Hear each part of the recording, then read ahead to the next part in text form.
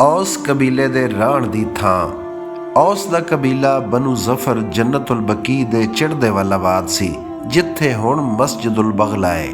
ਇੱਥੇ ਨੇੜੇ ਹੀ ਕਬੀਲਾ ਬਨੂ ਹਨੀਮ ਬਿਨ ਜਸੀਮ ਵੀ ਰਹਿੰਦਾ ਸੀ। ਬਨੂ ਹਾਰਸਾ ਚੜ੍ਹਦੇ ਵਾਲੇ ਖਰੇ ਵਿੱਚ ਰਿਹਾਇਸ਼ ਪਜ਼ੀਰ ਸਨ। ਉਹਨਾਂ ਦੇ ਨੇੜੇ ਹੀ ਬਨੂ ਅਬਦੁਲ ਅਸ਼ਹਲ ਵੀ ਸਨ। ਬਨੂ ਉਮਰੋ ਕਬਾ ਦੇ ਮਕਾਮ ਤੇ ਕਬੀਲਾ ਬਨੂ ਅਸਲਮ ਵਗੈਰਾ ਮਸਜਿਦੁਲ ਫਜ਼ੀਖ ਦੇ ਲਾਂਘੇ ਵੱਲ ਆਬਾਦ ਸਨ।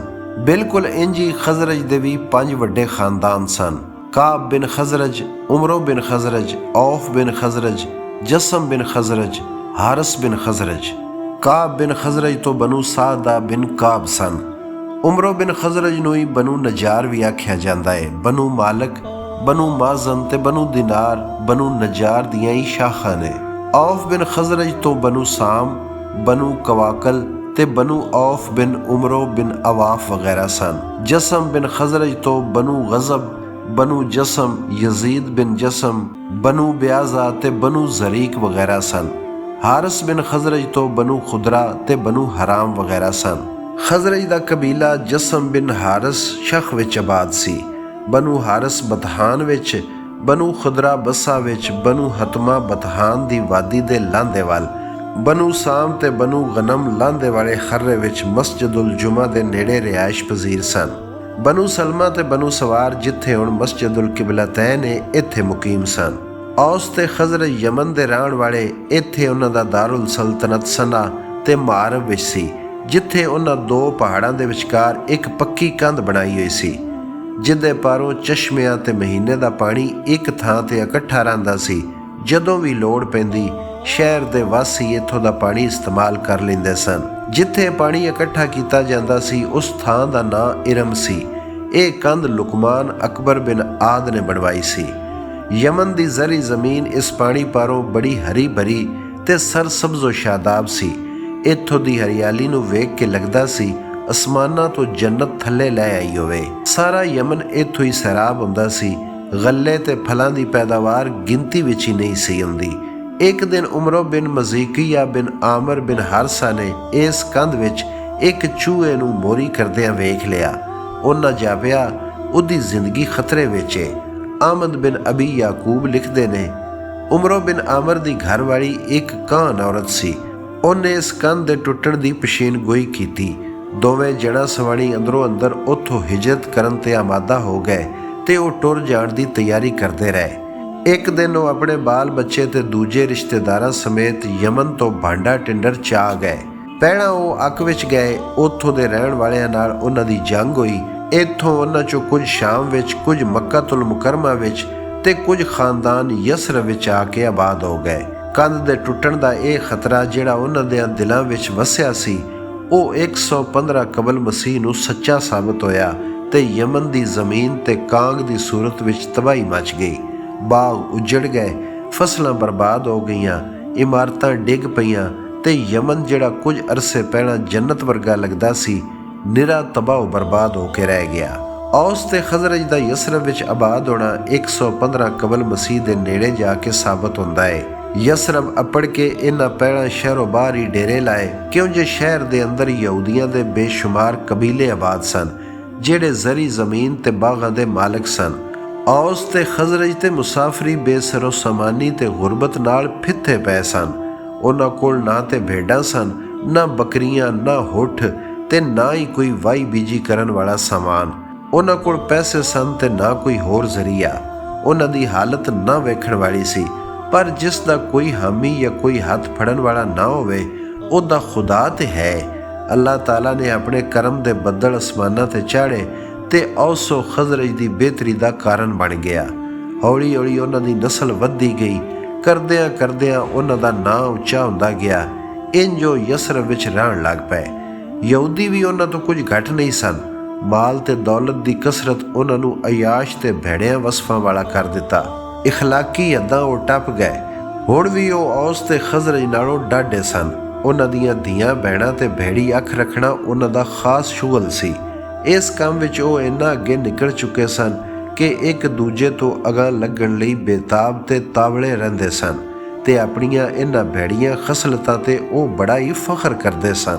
ਯਸਰਬ ਵਿੱਚ ਜਿਹੜਾ ਬੰਦਾ ਇੱਕ ਕੰਮ ਵਿੱਚ ਸਾਰਿਆਂ ਤੋਂ ਚੋਖਾ ਅੱਗੇ ਸੀ, ਉਸ ਦਾ ਨਾਮ ਫਤਿਊਨ ਸੀ। ਫਤਿਊਨ ਇੱਕ ਬਦਮਾਸ਼ ਜਾਗੀਰਦਾਰ ਕਿਸਮ ਦਾ ਬੰਦਾ ਸੀ। ਔਸ ਤੇ ਖਜ਼ਰਜ ਦੀ ਕੋਈ ਵੀ ਵਹੁਟੀ ਸ਼ਾਦੀ ਦੀ ਪਹਿਲੀ ਰਾਤ ਉਹਦੀ ਹਰਮ ਸਰਾ ਵਿੱਚ ਲੰਘਾਏ ਬਿਨਾਂ ਆਪਣੇ ਜਣੇ ਕੋਲ ਨਹੀਂ ਜਾ ਸਕਦੀ ਸੀ। ਫਤਿਊਨ ਉਹਨਾਂ ਦੀ ਇਸਮਤ ਦਰੀ ਨੂੰ ਫਖਰ ਵਾਲਾ ਕੰਮ ਸਮਝਦਾ ਸੀ। ਇੱਕ ਵਾਰੀ ਔਸ ਤੇ ਖਜ਼ਰਜ ਦੇ ਸਰਦਾਰ ਮਾਲਕ ਬਿਨ ਅਜਲਾਨ ਦੀ ਨਿੱਕੀ ਭੈਣ ਜ਼ਰਾ ਦਾ ਵਿਆਹ ਸੀ। ਉਹ ਐਨ ਵਿਆਹ ਵਾਲੇ ਦਿਨ ਨੰਗੀ ਹੋ ਕੇ ਘਰੋਂ ਬਾਹਰ ਇਸ ਇਕੱਠ ਵਿੱਚ ਆ ਗਈ ਜਿੱਥੇ ਕਬੀਲੇ ਦੇ ਦੂਜੇ ਸਰਦਾਰਾਂ ਨਾਲ ਉਸ ਦਾ ਭਰਾ ਵੀ ਬੈਠਾ ਸੀ। ਆਪਣੀ ਭੈਣ ਦੀ ਇਹ ਬੇਹਯਾਈ ਵੇਖ ਕੇ ਮਾਲਕ ਬਿਨ ਅਜਲਾਨ ਸ਼ਰਮ ਨਾਲ ਪਾਣੀ ਹੋ ਗਿਆ। ਉਹਦੀਆਂ ਅੱਖਾਂ ਨੀਵੀਆਂ ਹੋ ਗਈਆਂ। ਉਹਨੇ ਕੜੜੇ ਲਹਿਜੇ ਨਾਲ ਜ਼ਰਾ ਨੂੰ ਝਿੜਕਿਆ। ਉਹ ਕੁਝ ਚਿਰ ਆਪਣੇ ਸਰਦਾਰ ਭਾਈ ਵੱਲ ਵੇਖਦੀ ਰਹੀ। ਫਿਰ ਉਹਨੇ ਆਪਣਾ ਪਿੰਡਾ ਕੱਜਿਆ ਤੇ ਇਸ ਇਕੱਠ ਵੱਲ ਮੂੰਹ ਕਰਕੇ ਆਖਿਆ, ਸੋਹਣੇ ਵੀਰ, ਕੱਲ ਜਦੋਂ ਮੇਰਾ ਵਿਆਹ ਹੋਵੇਗਾ, ਜੋ ਕੁਝ ਮੇਰੇ ਨਾਲ ਹੋਣਾ ਏ ਉਹ ਇਸ ਬੇਹਯਾਈ ਨਾਲੋਂ ਚੋਖੀ ਵੱਡੀ ਬੇਹਯਾਈ ਏ। ਇਹ ਗੱਲ ਤੁਹਾਡੇ ਸਾਰਿਆਂ ਲਈ ਕਿੰਨੀ ਪਚਵੀਂ ਤੇ ਸ਼ਰਮਿੰਦਗੀ ਦਾ ਬਾਇਸ ਹੋਵੇਗੀ। ਭਈ ਤੁਸੀਂ ਸਾਰੇ ਆਪਣੀ ਹੱਥੀਂ ਆਪਣੀਆਂ ਧੀਆਂ ਭੈਣਾਂ ਨੂੰ ਆਪਣੀ ਖੁਸ਼ੀ ਨਾਲ ਯਹੂਦੀਆਂ ਦੇ ਬੇਸ਼ਰਮ ਤੇ ਬੇਹਯਾ ਸਰਦਾਰ ਦੀ ਤਨਹਾਈ ਵਿੱਚ ਗਲਦੇ ਹੋ। ਮੈਨੂੰ ਤੇ ਤੁਸਾਂ ਝਿੜਕਿਆ, ਪਰ ਕਦੀ ਇਹ ਵੀ ਸੋਚਿਆ ਜੇ ਤੁਹਾਡੇ ਸਾਰਿਆਂ ਲਈ ਕਿਹੜੀ ਸਜ਼ਾ ਤਜਵੀਜ਼ ਕੀਤੀ ਜਾਵੇ। ਉਸ ਵੇਲੇ ਜਦੋਂ ਤੁਸੀਂ ਮੈਨੂੰ ਫਤਿਊਨ ਕੋਲ ਰਾਤ ਗੁਜ਼ਾਰਨ ਲਈ ਘੱਲੋਗੇ ਤੇ ਉਹ ਤੁਹਾਡੀ ਇਸ ਭੈਣ ਦੀ ਇੱਜ਼ਤ ਲੀਰੋ ਲੀਰ ਕਰੇਗਾ। ਹੁਣ ਤੇ ਮੈਨੂੰ ਭਿੜੇ ਹੋ, ਪਰ ਉਸ ਵੇਲੇ ਕੀ ਕਰੋਗੇ? ਉਸ ਵੇਲੇ ਤੁਹਾਡੀ ਇੱਜ਼ਤ ਤੇ ਗੈਰਤ ਕਿਹੜੀ ਕੋਠੜੀ ਵਿੱਚ ਬੰਦ ਹੋ ਜਾਵੇਗੀ। ਹੁਣ ਆਪਣਾ ਸਿਰ ਕਿਉਂ ਨੀਵਾਂ ਕਰ ਲਿਆ ਜੇ? ਮੈਨੂੰ ਜਵਾਬ ਦਿਓ। ਮਾਲਕ ਬਿਨ ਅਜਲਾਨ ਨੇ ਜ਼ਰਾ ਦੀ ਇਹ ਗੱਲ ਸੁਣ ਕੇ ਕੋਲ ਬੈਠੇ ਸਰਦਾਰਾਂ ਵੱਲ ਵੇਖਿਆ ਤੇ ਉਹਨਾਂ ਨੂੰ ਇਤਮਾਦ ਵਿੱਚ ਲੈ ਕੇ ਫਤਿਊਨ ਨੂੰ ਜਾਨੋਂ ਮਾਰਨ ਦਾ ਫੈਸਲਾ ਕਰ ਲਿਆ। ਉਹਦੀਆਂ ਅੱਖਾਂ ਤੋਂ ਗਫਲਤ ਦੀ ਪੱਟੀ ਖੁੱਲ ਚੁੱਕੀ ਸੀ। ਦੂਜੇ ਦਿਹਾੜ ਜਦੋਂ ਉਹਦੀ ਭੈਣ ਦਾ ਵਿਆਹ ਹੋ ਰਿਹਾ ਸੀ ਤੇ ਫਤਿਊਨ ਦੇ ਚੇਲੇ ਡੋਲੀ ਲੈ ਕੇ ਵਹੁਟੀ ਲੈਣ ਆਏ।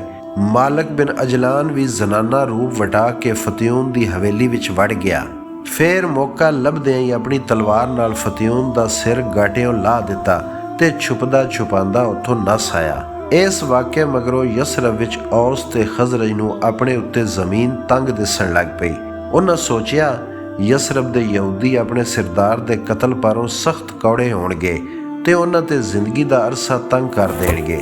ਇਹ ਸੋਚ ਕੇ ਉਹਨਾਂ ਬਨੂ ਗੁਸਾਨ ਦੇ ਬਾਦਸ਼ਾਹ ਅਹਿਮ ਅਬੂ ਹਬੀਲਾ ਬਿਨ ਜਫਨਾ ਬਿਨ ਉਮਰੋ ਬਿਨ ਆਮਰ ਦੇ ਕੋਲ ਉਰਦਨ ਜਾ ਕੇ ਯਹੂਦੀਆਂ ਖਿਲਾਫ ਮਦਦ ਮੰਗੀ।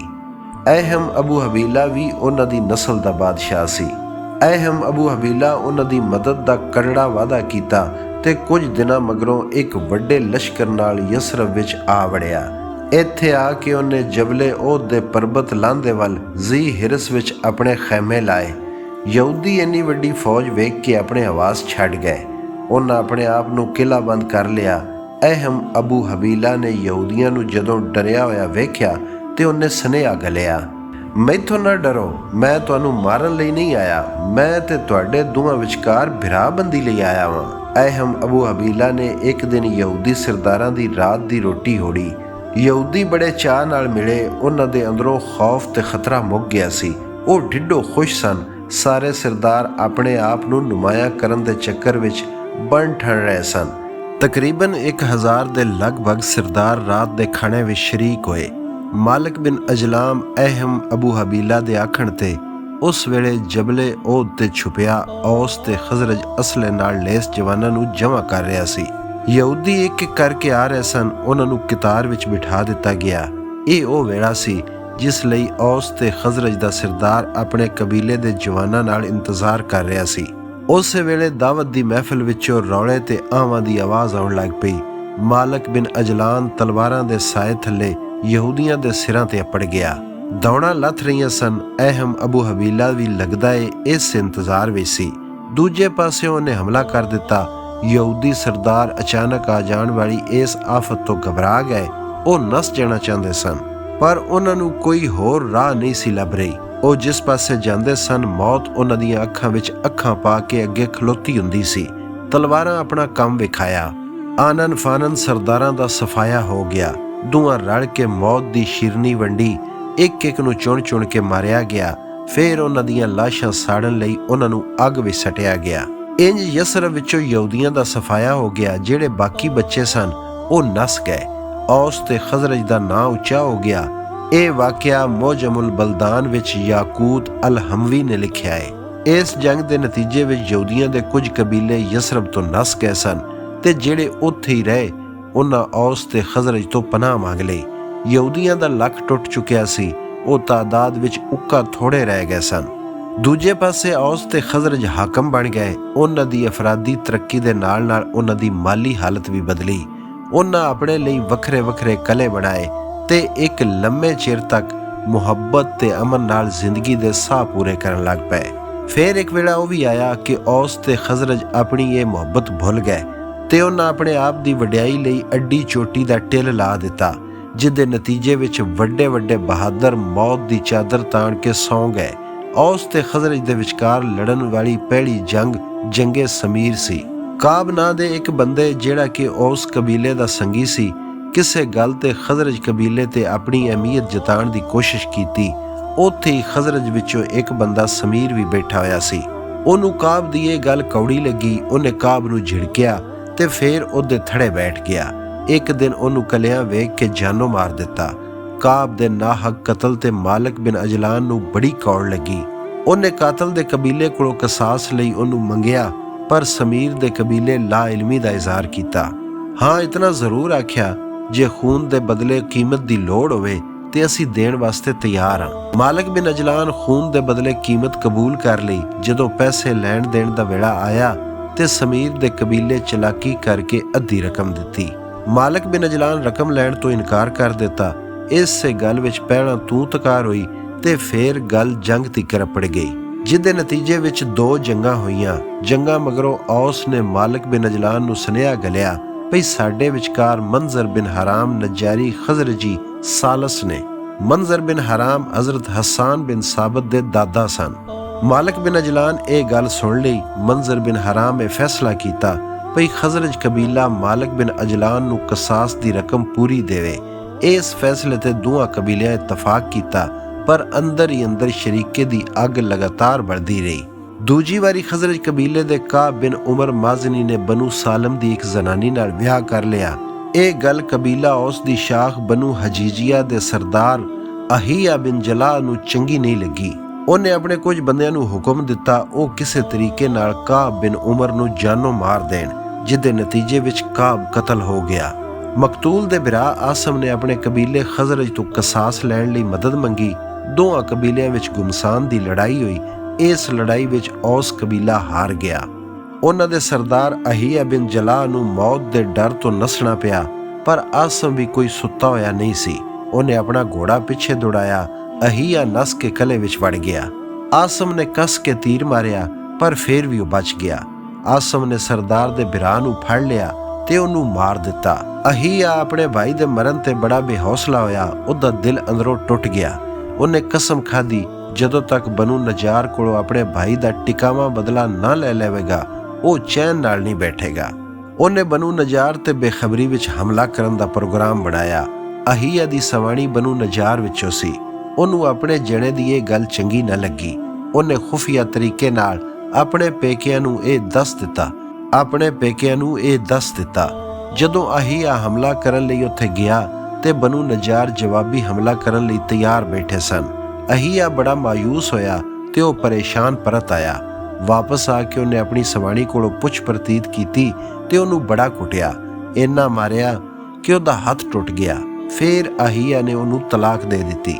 ਇੱਕ ਹੋਰ ਜੰਗ ਔਸ ਕਬੀਲੇ ਦੀ ਸ਼ਾਖ ਬਨੂ ਵਾਇਲ ਬਿਨ ਜ਼ੈਦ ਤੇ ਖਜ਼ਰਜ ਦੀ ਸ਼ਾਖ ਬਨੂ ਮਾਜ਼ਨ ਬਿਨ ਨਜਾਰ ਦੇ ਵਿਚਕਾਰ ਹੋਈ ਸੀ। ਹੋਇਆ ਇੰਜ ਕਿ ਹਸੈਨ ਬਿਨ ਅਲ-ਸਲਤ ਔਸੀ ਦਾ ਬਨੂ ਮਾਜ਼ਨ ਦੇ ਇੱਕ ਬੰਦੇ ਨਾਲ ਮੱਥਾ ਲੱਗ ਗਿਆ।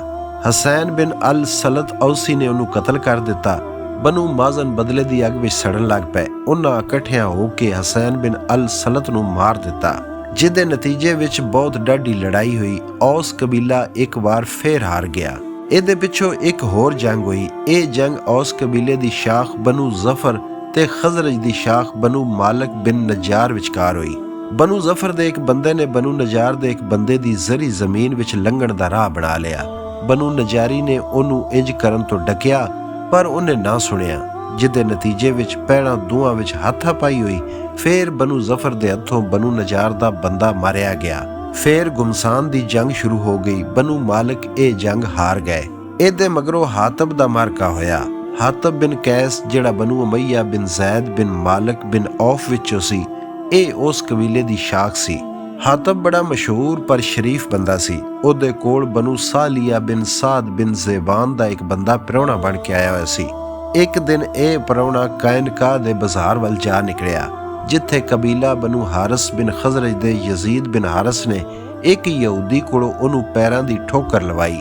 ਪ੍ਰਾਹੁਣੇ ਦੇ ਮੂੰਹ ਵਿੱਚ ਬੇਇਖਤਿਆਰ ਚੀਕ ਨਿਕਲ ਗਈ। ਇਹ ਚੀਕ ਬਾਜ਼ਾਰ ਵਾਲਿਆਂ ਵੀ ਸੁਣੀ। ਬਨੂ ਸਾਲਿਆ ਦੇ ਇਸ ਪ੍ਰਾਹੁਣੇ ਹਾਤਬ ਬਿਨ ਕੈਸ ਨੂੰ ਮਦਦ ਲਈ ਪੁਕਾਰਿਆ। ਹਾਤਬ ਨੂੰ ਜਦ ਇਤਲਾਹ ਮਿਲੀ ਤੇ ਉਹ ਗੁੱਸੇ ਨਾਲ ਭਰਿਆ ਉੱਥੇ ਆਇਆ ਤੇ ਉਹਨੇ ਯਹੂਦੀ ਦਾ ਸਿਰ ਲਾ ਦਿੱਤਾ, ਜਿਹਦੇ ਨਤੀਜੇ ਵਿੱਚ ਇੱਕ ਹੋਰ ਜੰਗ ਲੱਗ ਗਈ। ਖਜ਼ਰਜ ਇਹ ਜੰਗ ਜਿੱਤ ਗਏ ਤੇ ਔਸ ਹਾਰ ਗਏ। ਹਾਤਬ ਦੀ ਇਹ ਜੰਗ ਸਮੀਰ ਦੀ ਜੰਗ ਤੋਂ ਠੀਕ 100 ਵਰ੍ਹਿਆਂ ਮਗਰੋਂ ਹੋਈ। ਇਹਦੇ ਪਿੱਛੋਂ ਵੀ ਕਈ ਜੰਗਾਂ ਲੜੀਆਂ ਗਈਆਂ। ਯੌਮੇ ਰਬੀ, ਯੌਮੇ ਬਕੀ, ਜੰਗੇ ਫਜਾਰ ਤੇ ਜੰਗੇ ਯਾਸ ਇਸ ਸਿਲਸਿਲੇ ਦੀਆਂ ਕੜੀਆਂ ਨੇ। ਔਸ ਤੇ ਖਜ਼ਰਜ ਵਿਚਕਾਰ ਅਖੀਰੀ ਲੜਾਈ ਜੰਗੇ ਯਾਸ ਸੀ। ਯਾਸ ਦੀ ਲੜਾਈ ਦਾ ਕਾਰਨ ਇਹ ਸੀ, ਯਹੂਦੀਆਂ ਦੇ ਕਬੀਲੇ ਬਨੂ ਕਰੀਜ਼ਾ ਤੇ ਬਨੂ ਨਜ਼ੀਰ ਨੇ ਔਸ ਨਾਲ ਗੱਠਜੋੜ ਕਰ ਲਿਆ, ਜਿਹਦੀ ਖਬਰ ਖਜ਼ਰਜ ਨੂੰ ਹੋ ਗਈ। ਬਨੂ ਖਜ਼ਰਜ ਨੇ ਆਪਣੀ ਹਿਫਾਜ਼ਤ ਲਈ ਇੱਕ ਵੱਡਾ ਲਸ਼ਕਰ ਇਕੱਠਾ ਕਰ ਲਿਆ ਤੇ ਆਪਣੀਆਂ ਸੰਗੀਆਂ ਬਨੂ ਸ਼ਜਾ ਤੇ ਬਨੂ ਜਾਨਾ ਹਰ ਅਵਲ ਦੇ ਤੌਰ ਤੇ ਅੱਗੇ ਘਲਿਆ, ਜਿਹਦੇ ਤੇ ਔਸ ਤੇ ਬਨੂ ਮਜ਼ੀਨਾ ਨੂੰ ਉਹਨਾਂ ਦੇ ਮੁਕਾਬਲੇ ਤੇ ਘਲਿਆ। ਬੜੀ ਡਾਢੀ ਜੰਗ ਹੋਈ। ਇਹ ਜੰਗ 40 ਦਿਹਾੜੇ ਲੱਗੀ ਰਹੀ। ਔਸ ਦਾ ਸਰਦਾਰ ਅਸੀਦ ਬਿਨ ਹਜ਼ੀਰ ਸੀ ਤੇ ਖਜ਼ਰਜ ਦਾ ਸਰਦਾਰ ਉਮਰੋ ਬਿਨ ਨੌਮਾਨ। ਜੰਗ ਅਜੇ ਜਾਰੀ ਸੀ ਕਿ ਅਬਦੁੱਲਾ ਬਿਨ ਅਬੀ ਬਿਨ ਸਲੂਲ ਆਪਣੇ ਸੰਗੀਆਂ ਸਣੇ ਖਜ਼ਰਜ ਤੋਂ ਵੱਖਰਾ ਹੋ ਗਿਆ। ਫਿਰ ਉਸ ਨਾਲੋਂ ਬਨੂ ਹਾਰਸਾ ਬਿਨ ਹਾਰਸ ਵੀ ਵੱਖਰੇ ਹੋ ਗਏ। ਇਹਦੇ ਅੱਡ ਫੇਰ ਵੀ ਬਹੁਤ ਡਾਢੀ ਲੜਾਈ ਹੋਈ। ਹਰ ਕਬੀਲਾ ਬਹਾਦਰੀ ਵਿਖਾ ਰਿਹਾ ਸੀ। ਔਸ ਦਾ ਸਰਦਾਰ ਅਸੀਦ ਬਿਨ ਹਜ਼ੀਰ ਮਾਰਿਆ ਗਿਆ। ਉਹਦੇ ਮਰਨ ਤੋਂ ਪਿੱਛੇ ਇੱਕ ਵਾਰੀ ਫੇਰ ਮੁਕਦੀ ਜੰਗ ਨੂੰ ਹੋਰ ਤੇਜ਼ ਕਰ ਦਿੱਤਾ ਤੇ ਕਤਲੇ ਆਮ ਸ਼ੁਰੂ ਹੋ ਗਿਆ। ਖਜ਼ਰਜ ਵਾਲੇ ਇਹ ਜੰਗ ਹਾਰ ਗਏ। ਔਸ ਨੇ ਖਜ਼ਰਜ ਦੇ ਘਰਾਂ ਤੇ ਉਹਨਾਂ ਦੇ ਬਾਗਾਂ ਨੂੰ ਸਾੜ ਦਿੱਤਾ। ਇਹ ਜੰਗ 616 ਈਸਵੀ ਨੂੰ ਲੜੀ ਗਈ। ਜੰਗ ਦੇ ਨਾ ਮੁੱਕਣ ਵਾਲਿਆਂ ਸ਼ੋਲਿਆਂ ਨੇ ਦੋਵਾਂ ਕਬੀਲਿਆਂ ਨੂੰ ਅੰਦਰੋਂ ਅੰਦਰ ਮੁਕਾ ਹੀ ਦਿੱਤਾ। ਉਹਨਾਂ ਤੰਗ ਆ ਕੇ ਆਪਸ ਵਿੱਚ ਸੁਲ੍ਹਾ ਕਰ ਲਈ ਤੇ ਇਤਫਾਕ ਨਾਲ ਅਬਦੁੱਲਾ ਬਿਨ ਅਬੀ ਨੂੰ ਆਪਣਾ ਸਰਦਾਰ ਚੁਣ ਲਿਆ। ਇਸ ਵੇਲੇ ਤੀਕਰ ਮੱਕਾ ਮੁਕਰਮਾ ਵਿੱਚ ਅੱਲਾਹ ਤਾਲਾ ਦੇ ਮਹਿਬੂਬ ਹਜ਼ਰਤ ਮੁਹੰਮਦ ਸੱਲੱਲਾਹੁ अलैहि वसल्लम ਤਕਰੀਬਨ 25 ਵਰ੍ਹਿਆਂ ਦੇ ਹੋ ਚੁੱਕੇ ਸਨ।